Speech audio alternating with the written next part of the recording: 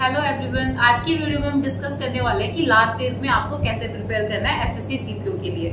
जैसे कि हमें पता है बहुत ज्यादा टाइम नहीं है और आपको ज्यादा से ज्यादा और जल्दी से जल्दी अपने सिलेबस को कवर करना है। अगर नहीं कर पाए हो और जो ऑलरेडी प्रिपरेशन में उनको भी अच्छे से सारा रिवीजन करना है, क्योंकि आपका टीयर 1 जो है वो कंडक्ट करा दिया जाएगा। आपको नोटिफिकेशन आ चुका है, तो आपको किस तरीके से लास्ट डेज में प्रिपरेशन करना है ताकि आप अपना 100% दे पाओ और अपना बेस्ट दे पाओ। तो हम वही इस वीडियो में डिस्कस करेंगे कि किस तरीके से आपको डेली पढ़ना चाहिए, किस तरीके से आपका स्टडी प्लान रहना चाहिए और लास्ट डेज में कैसे सारी चीजों को कवर करते हुए और रिवीजन करते हुए आपको स्टडी करनी है। तो वीडियो स्टार्ट करते हैं। सबसे पहले हम बात करते हैं कि हमें मैनेज कैसे करना है कि चारों सेक्शन को हमको डेली किस तरीके से पढ़ना है और किस तरीके से हमें चारों सेक्शन को टाइम देना है। सबसे पहले तो आपको एक प्रॉपर टाइम टेबल बना लो कि इतने से इतने तक मुझे ये पढ़ना है और फिर इसके बाद मुझे ये सब्जेक्ट पढ़ना है। इस तरीके से आप अपने अकॉर्डिंग जो आपको कंफर्टेबल हो कि आपको सुबह जीएस पढ़नी है तो आपको सुबह मैथ्स पढ़ना है तो आप सुबह मैथ्स, क्योंकि सबसे बेस्ट होता है कि हम अपने अकॉर्डिंग अपना टाइम टेबल वो ट्राई करें और उसको एग्जीक्यूट करने का अपना बेस्ट ट्राई करें। ठीक है, तो आपको क्या करना है कि पहले तो डेली चारों सेक्शंस को टाइम देना है, वो नहीं स्किप करना है। ऐसा नहीं है कि आज आप इंग्लिश और मैथ्स पढ़ रहे हो, कल रीजनिंग और मतलब आप जीके पढ़ रहे हो, इस तरीके से नहीं। चारों सेक्शन इंपॉर्टेंट है। चारों क्वेश्चन आपको बताइए कि चारों सेक्शन के 50-50 क्वेश्चन आने वाले हैं और अब तो नेगेटिव मार्किंग भी 1/3 हो गया, तो थोड़ा आपको अलर्ट रह के पढ़ना है कि नेगेटिव मार्किंग कम से कम होनी चाहिए अब आपकी। ठीक है, आपको क्या करना है कि जैसे कि मैथ्स से स्टार्ट करते हैं कि आपको सबसे पहले कि मैथ्स को कैसे पढ़ना है। आपको डेली क्या करना है कि पर चैप्टर आपको क्वेश्चंस ट्राई करने हैं। फॉर एग्जाम्पल आज आप परसेंटेज कर रहे हो तो आपको परसेंटेज के अप्रोक्स 100 क्वेश्चंस करने हैं। आज आप परसेंटेज के 100 क्वेश्चन करो।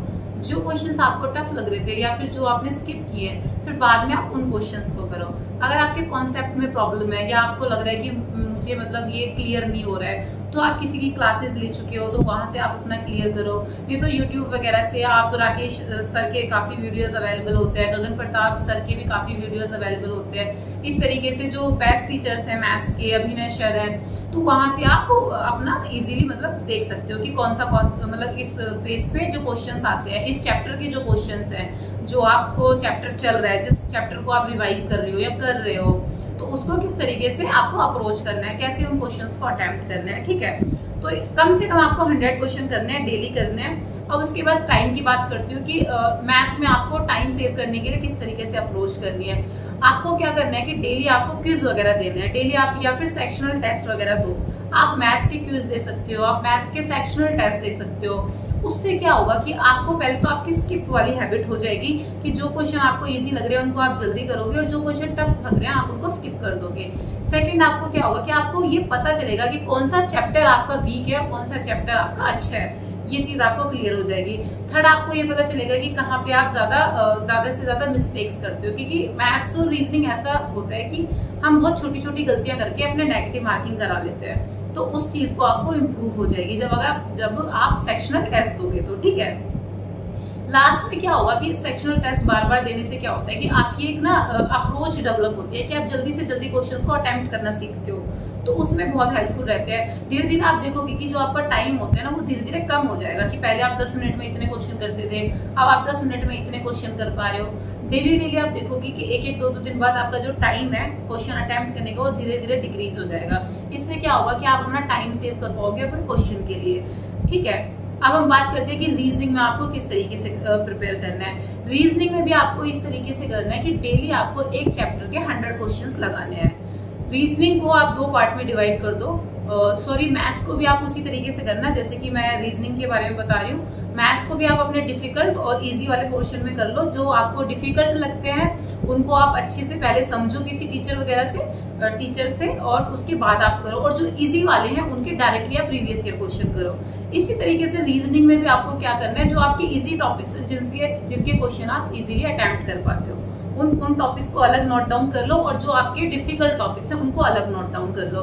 जो इजी वाले टॉपिक्स हैं उनके डायरेक्टली आप प्रीवियस ईयर क्वेश्चन लगाओ, किरण की बुक ले लो या तो फिर वहां से आप कर सकते हो। नहीं तो सबसे आजकल तो जो सबसे बेस्ट मुझे पिनेकल की बुक लग रही है, वहां से आप प्रीवियस ईयर क्वेश्चंस लगा सकते हो एसएससी सीपीओ के। ठीक है, उसके बाद आपको क्या करना है, जो डिफिकल्ट क्वेश्चन है सेम उसी तरीके से आपको डिफिकल्ट क्वेश्चंस के कॉन्सेप्ट क्लियर करने हैं। डिफिकल्ट क्वेश्चंस का मतलब ही क्या होता है कि वो क्वेश्चन जिनको आप नहीं कर पा रहे हो, इट मींस आपका कॉन्सेप्ट और आपका माइंड क्लियर नहीं है कि उन क्वेश्चंस को किस तरीके से अटेम्प्ट करना है रीजनिंग के।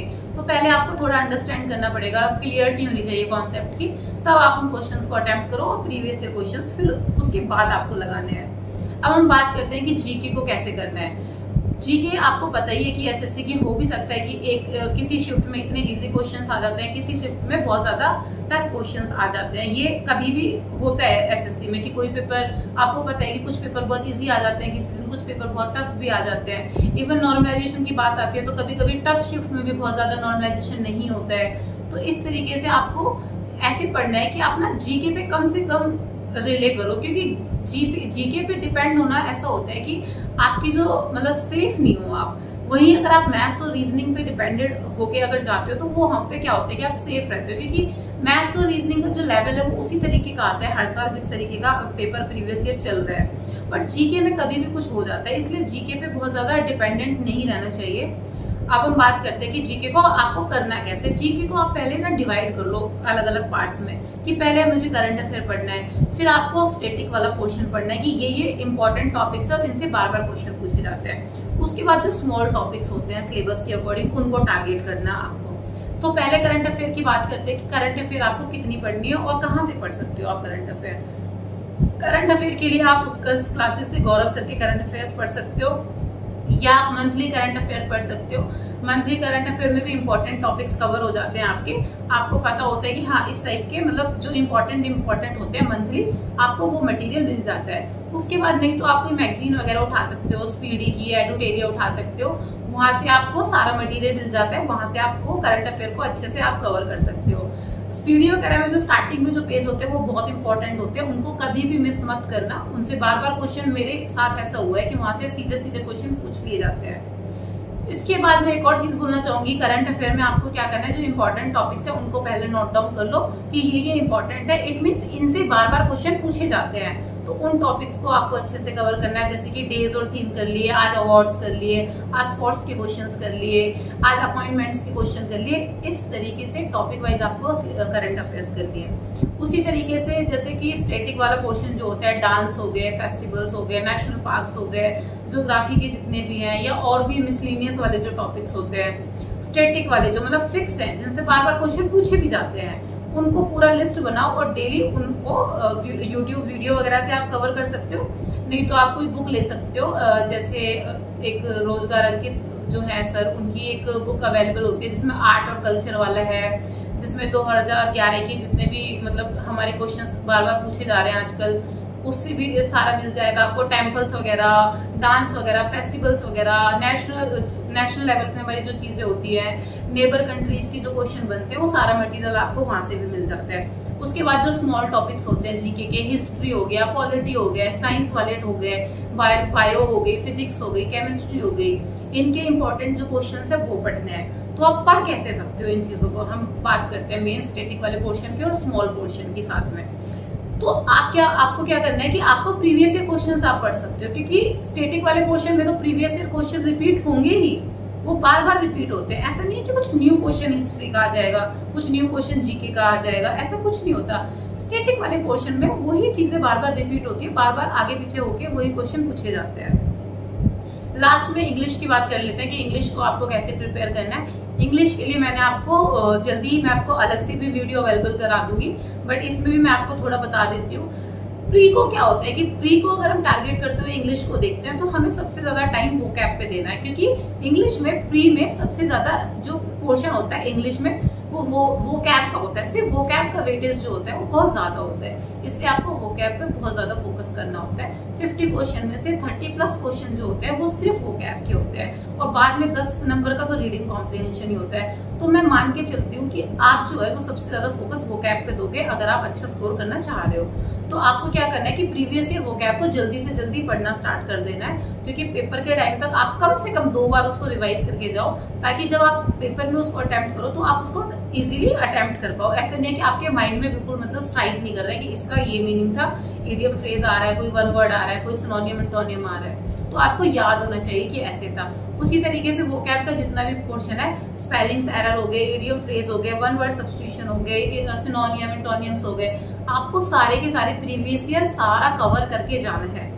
उसके बाद रूल्स और ग्रामर के लिए आपको क्या करना है, नीतू मैम की बुक को रिवाइज कर लो। अगर आप बिगनर हो तो भी अच्छा है, अगर आप प्रिपरेशन में हो और आपको क्विक रिवीजन की जरूरत है तो आप नीतू मैम की बुक से टियर 1 के लिए बेस्ट बुक है कि आप वहां से पढ़ के जाओगे तो भी आप ग्रामर के सारे क्वेश्चन इजीली अटेम्प्ट कर लोगे। आपको एसएससी सीपीओ के टियर 1 से रिलेटेड कोई डाउट होता है किस चैप्टर को कैसे प्रिपेयर करना है, तो मुझे कमेंट सेक्शन में कमेंट करके आप पूछ सकते हो। जो मेरे चैनल पे न्यू है वो मेरे टेलीग्राम चैनल का लिंक मिल जाएगा डिस्क्रिप्शन बॉक्स में, वहां जाके आप मेरा टेलीग्राम चैनल ज्वाइन कर सकते हो। Thank you.